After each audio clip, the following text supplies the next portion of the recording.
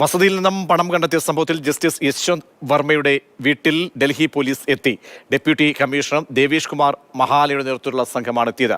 B Balagopal നൽകും വിവരങ്ങൾ. ബാലു, എപ്പോഴാണ് പോലീസ് സംഘം എത്തുന്നത്? പരിശോധനകൾ നടത്തുകയാണോ?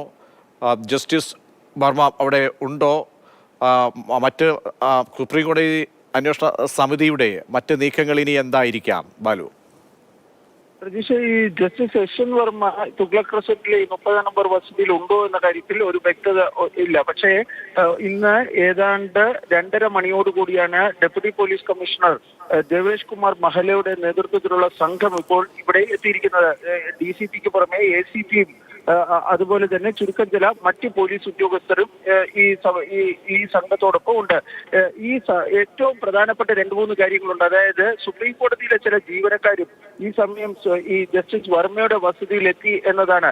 ഇതിൽ നിന്ന് നമുക്ക് ഇതിനോടൊപ്പം തന്നെ പോലീസുകാരുടെ കയ്യിൽ ഒരു ക്യാമറയും ഉണ്ടായിരുന്നു. അതായത് ഇതിൽ നിന്ന് നമുക്ക് അനുമാനിക്കാൻ വേണ്ടി കഴിയുന്ന ചില കാര്യങ്ങൾ വേണം. ഒന്ന്, ഈ കുറ്റകൃത്യം നടന്ന ഈ മുറി, അതുപോലെ തന്നെ ആ സ്ഥലം, ആ ക്രൈം സീൻ സംബന്ധിച്ചുള്ള കൂടുതൽ വീഡിയോ ദൃശ്യങ്ങളും മറ്റും ചിത്രീകരിക്കുന്നതിന് ഒരുപക്ഷെ DCPയുടെ നേതൃത്വത്തിലുള്ള സംഘം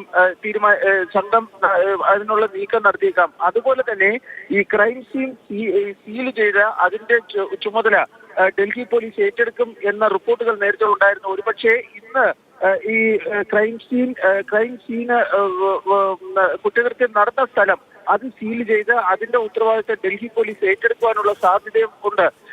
അതിനപ്പുറത്തേക്ക് ഈ കേസിൽ ഏതെങ്കിലും തരത്തിലുള്ള ചോദ്യം ചെയ്യലോ മറ്റ് നടപടിക്രമങ്ങളോ ഉണ്ടാകാനുള്ള സാധ്യത കുറവാണ് എന്നാണ് പൊതുവെ പറയപ്പെടുന്നത്. ഏതായാലും കഴിഞ്ഞ 1/2 മണിക്കൂറോളമായി ഈ സംഘം തുഗ്ലക് ക്രസന്റിലെ 30 നമ്പർ വസതിയിലുണ്ട്. പോലീസ് ഇതുവരെയും പുറത്തേക്ക് വന്നിട്ടില്ല. സുപ്രീം കോടതിയിലെ ജീവനക്കാരും ഇതുവരെയും പുറത്തു വന്നിട്ടില്ല. പക്ഷേ പ്രതീക്ഷ ചോദിച്ചതുപോലെ ഈ ജസ്റ്റിസ് യശ്വന്ത് വർമ്മ വസതിയിലുണ്ടോ എന്ന കാര്യത്തിൽ ഇതുവരെ നമുക്ക് ഒരു ക്ലാരിറ്റി അല്ലെങ്കിൽ ഒരു വ്യക്തത ഇതുവരെ ലഭ്യമായിട്ടുണ്ട്. ശരി, പി ബാലഗോപാലാണ് വിവരങ്ങൾ നൽകിയത്.